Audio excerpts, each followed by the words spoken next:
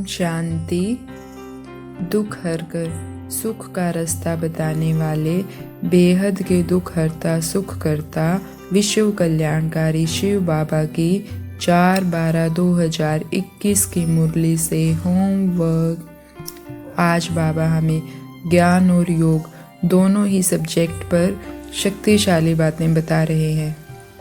बाबा ने कहा कि जो जितना ज्ञान धन धारण करते हैं और ज्ञान का दान करते हैं, उतना वह साहूकार पद पाते हैं, एवर वेल्थी बनते हैं। बाप कहते हैं जो घर बैठकर पुरुषार्थ करे कर्मातीत अवस्था को पाने का, तो हो सकता है मुक्ति में जाए, जीवन मुक्ति में जा ही ना सके। ज्ञान हो और समझा ना सके, यह तो हो ही नहीं सकता। तब ज्ञान किस लिए लेते हैं? लेना है तो दान करना है। दान नहीं करते, आप समान नहीं बना सकते, तो ब्राह्मण ही क्या ठहरा, 3rd क्लास 3rd ग्रेड। तो आज बाबा हमें कह रहे हैं कि ज्ञान सुनकर सुनाना है। अगर ज्ञान सुनकर सुना नहीं सकते तो ज्ञान लेने का फ़ायदा ही क्या है? ब्राह्मण तो बन गए। कई बच्चे कहते हैं कि हम तो घर बैठ के ही पुरुषार्थ कर लेंगे, कर्मातीत अवस्था को अभ्यास करते हैं। बाबा कहते हैं ऐसा नहीं है। जो सर्विस कर रहे हैं, नौकरी में हैं, वो भी सर्विस के लिए, बाबा की सर्विस के लिए भागते हैं। तो घर बैठे हैं तो हमें ज्ञान धन का दान करना ही है। हम जब भी ब्राह्मण आपस में मिलें तो हम मुरली का चिंतन करें। हम इधर उधर की बातों का चिंतन क्यों करें? आपस में तो हम ज्ञान धन का दान कर ही सकते हैं ना।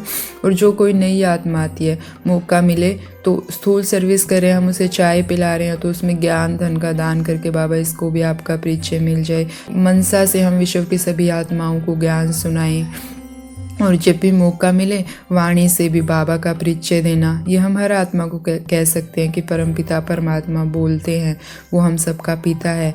और दूसरा, कर्मों की गुह्य गति। हर आत्मा मानते हैं कि हमारे कर्मों का फल है, तो हम उन्हें कर्मों की गुह्य गति बता सकते हैं कि कर्मों जो हमने विकर्म किए उनसे पीछा कैसे छुड़ा सकते हैं। हम गीता का भी सहारा ले सकते हैं। गीता में भी कहा है मैं जो हूँ जैसा हूँ मुझे याद करो, तो वो कैसा है। तो ऐसे अलग अलग युक्तियाँ रच के, और ये युक्तियाँ आएंगी कैसे, बाबा इसका भी तरीका बता रहे हैं। बाबा कहते हैं घड़ी घड़ी इन चित्रों को आकर देखना चाहिए। ऐसे ऐसे चित्रों के सामने प्रैक्टिस करो कि हम कैसे किसको समझाएंगे। तो हमें ज्ञान धन का दान करना है, चाहे मनसा से चाहे वाणी से। कोई ऐसा दिन ना जाए जब हम ज्ञान धन का दान ना करें।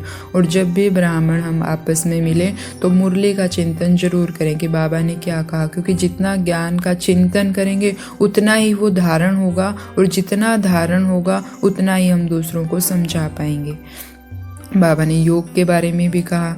बाबा कहते हैं कि देह अभिमान में रहने से बाप को याद नहीं कर सकते। देही अभिमानी बनने से यह सब विकार छूटते जाएंगे, नहीं तो छूटना मुश्किल है।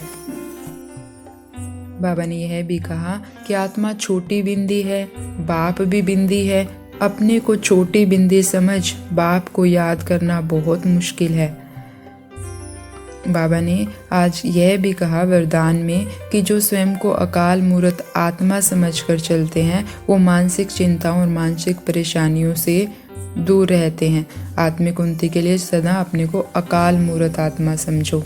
तो आज हम इसका भी हर कर्म से पहले अभ्यास करेंगे। आत्मा बिंदी, मैं आत्मा बिंदी, बाबा बिंदी। बस 2 ही चीज़ें, मैं बिंदी, बाबा बिंदी। बाबा बिंदी मुझ आत्मा बिंदी से कर्म करवा रहा है। बाबा ने कहा कि धैर्यता से और गंभीरता से याद करना है।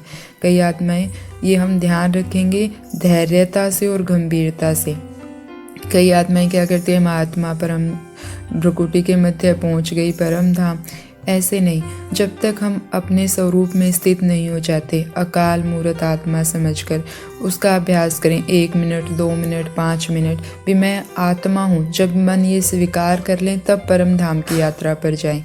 धैर्यता से और गंभीरता से याद करना कि मुझे बाबा कहता है कि तुम शांत स्वरूप हो। मुझे अनुभव क्यों नहीं होता कि मैं शांत स्वरूप हूँ। जो शुरू में आत्माएं ज्ञान में चल रही है उनके लिए ठीक है, भी वो समान बोल रहे हैं मैं शांत स्वरूप आत्मा हूँ, मैं परम पवित्र आत्मा हूँ।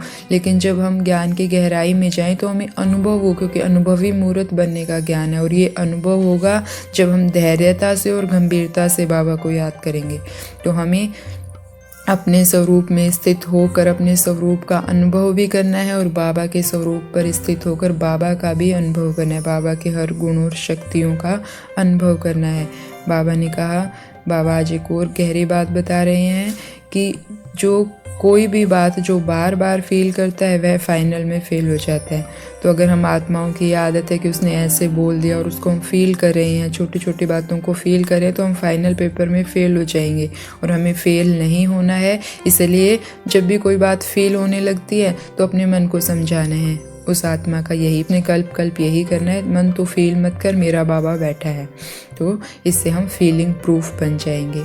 तो ऐसी अकाल मूर्त आत्माओं को ओम शांति। शुक्रिया बाबा।